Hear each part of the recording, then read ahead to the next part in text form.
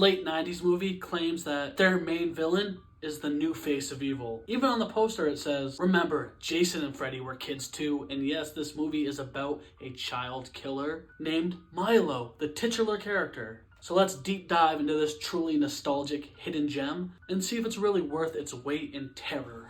What up, y'all? Welcome back to Phantom of the Indie Review. I am your host, Yellow Raincoat Dill. And no, I ain't talking about Georgie from Stephen King's It. We are on the glorious journey of 4,000 subscribers by Thanksgiving. I know we can do it. My next video for Thanksgiving is going to be a huge, monumental one for the channel. My top 10 personal Tales from the Crypt episodes. Here on the Drip Fed Dread, we strictly talk spooky stuff, nostalgic stuff, all the stuff you know. So for the reoccurring fans of this channel that give me all the support, y'all the best, y'all the real ones, I appreciate you. But if you have yet to subscribe, please do it. And if you're new to the channel, give it a like and just stick around to see if I'm worth the while.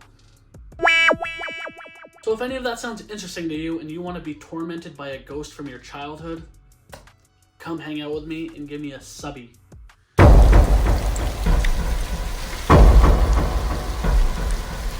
This movie, oddly enough, had scarred me as a child way before I ever saw it. I remember one day my sister came home from her friend's house and she's like, I just watched the scariest movie.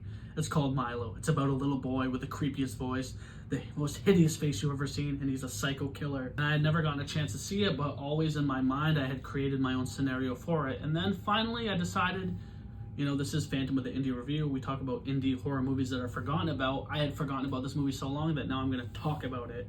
So, after all these years of torment, did it live up to the hype? When Claire is a little girl, her and her friends are all hanging out outside of school, and they are all fascinated by this young boy named Milo. They are curiously waiting his arrival when finally he shows up. And right off the bat, I was hit with the comedic unsettling that this dude's voice is funny. Remember like a year or two ago on TikTok when that trend kicked where they were doing that? A lot of people were narrating their videos with that funny, goofy voice. It was like, hey kids, today in class, I went to fucking school and I farted on a dog. I don't know, that voice. Milo literally has that voice, but he is shrouded in mystery. He wears a yellow raincoat. He's on his bike and he comes up and he's like, follow me, girls. So they all go back to his home / his father's office, and he is obviously a doctor. Well, I guess it's not obvious unless you've seen the movie. They go back to the office and he's obviously like a gynecologist type doctor.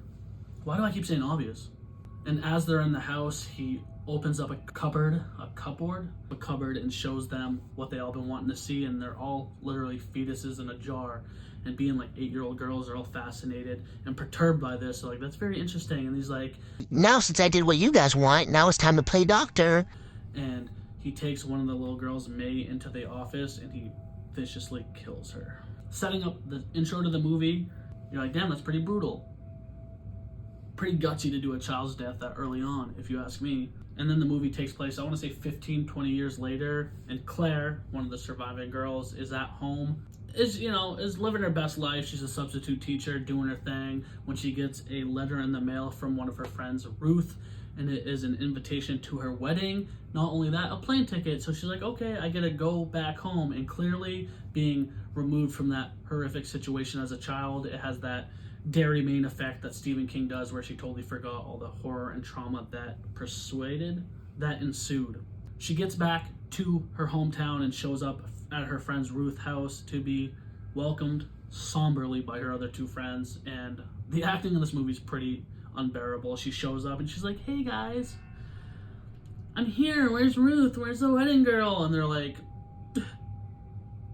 she died in a car crash last night, we just forgot to tell you. Obviously it's the 90s, so they didn't have cell phones and she was on a plane, so maybe she wouldn't have got the email. But just how abrupt and bad that acting was really scarred me, especially onto the next scene when they're all inside the house talking about how great Ruth was and how much of a great teacher she is and how much Claire wanted to be like her. And they're like, you should just take her job.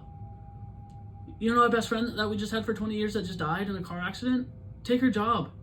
You can be the new teacher. And Claire's like, sure. Like, the writing in this movie is so corny. Even one part earlier on when they first introduced Claire as an adult, she like goes into the substitute class and all the kids are like chilling and ignoring her. And she's like, I guess I don't deserve a standing ovation. It's like, I know that's being facetious, but yeah, no shit. So Claire takes over this class. Oh shit, baby Mila Kunis. And as the movie progresses, she is tormented by what she believes in her mind is Milo.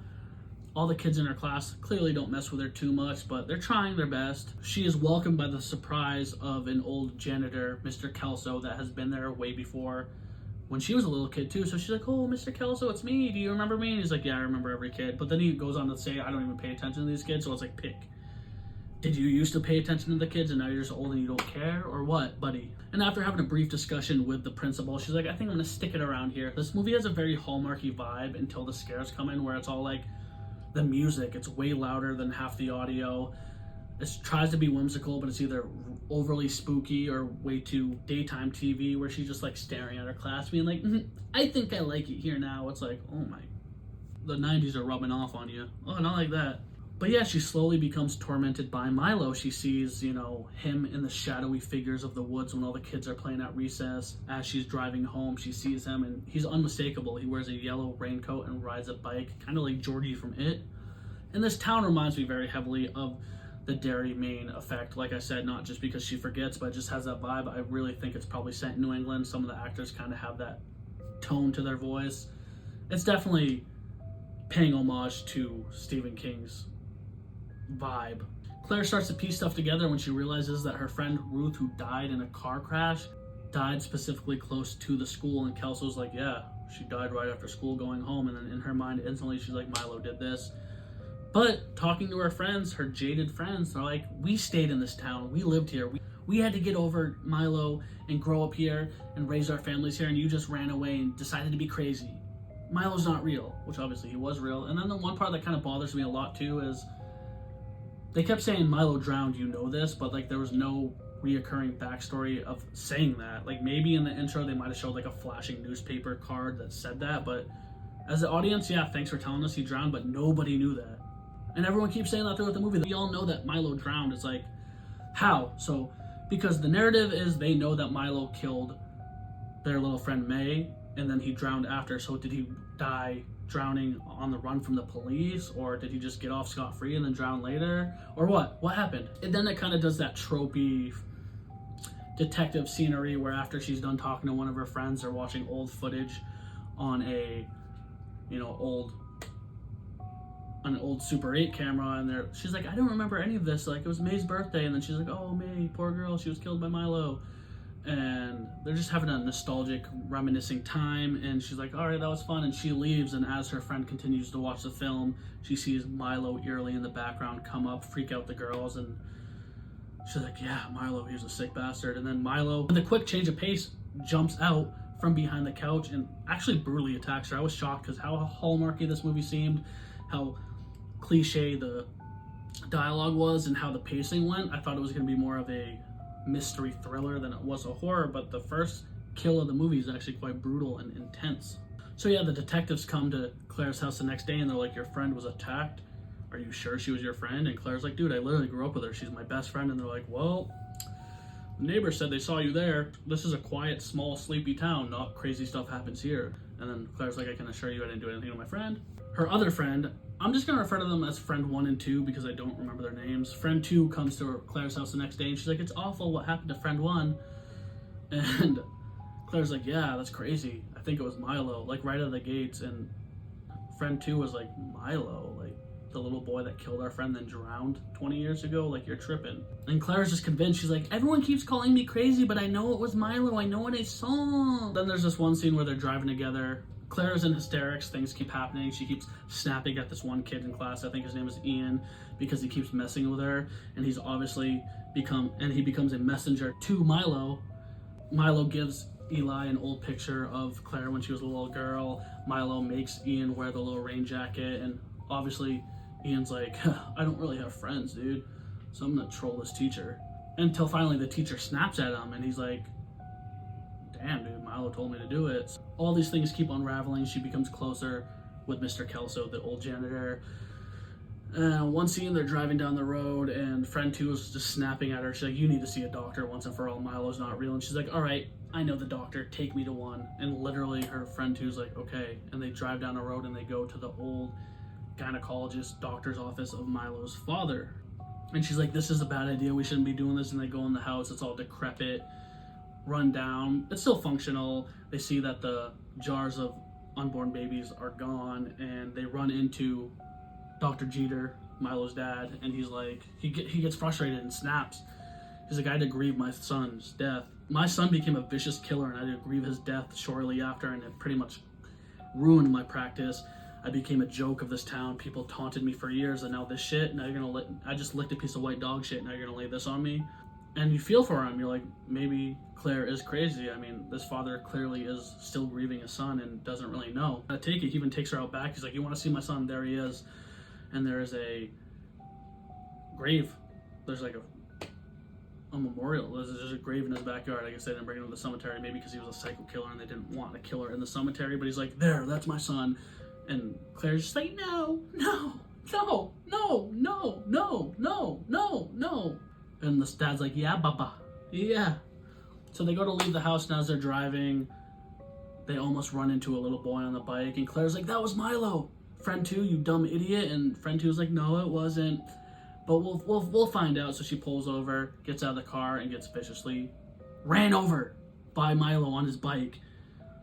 So viciously so that when Claire looks out, she just sees the most giantest pile of a blood stain you've ever seen. You're like, dude, that bro had impact. He should be in the X Games with how brutally he rode that bike. And then from there on, the movie progresses as Claire really trying to figure out this case. The detectives keep hassling her. They're like, nothing crazy has happened since you came to this town, so you're our #1 suspect. Don't leave town. Mr. Kelso, he's kind of on our side. And from there, the movie gets, I wouldn't say intense, but we learn some stuff about Milo that we had no idea about.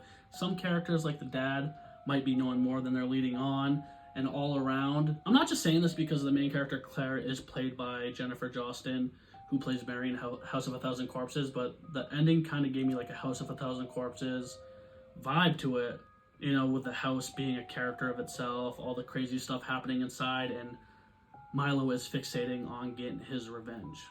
But yeah, watching this movie, was it terrible? No. I had a good time watching it. I always love the old nostalgic 90s movies. There were some creepy parts, like even though I kept dogging his voice, it was kind of eerie. His persistence of attacking Claire was very scary, and the build and how they revealed him at the end was quite good. You really like Claire enough, you like Mr. Kelso. There's a lot of characters you do root for, and all the movie is kind of divisive in the fact that it's very similar to a lot of other stuff. It's actually not that bad. It's a solid watch if you're bored and you just want to watch something mildly spooky. But alright guys, that's a video. Subscribe, give me a thumb, or hit that ding-ling button. The rest of you telling you, hey, it's me, I'm here, and I'm saying 1 time for the 1 time and 2 time for the O's. Give me a hell yeah for horror. Who's first for the checkup?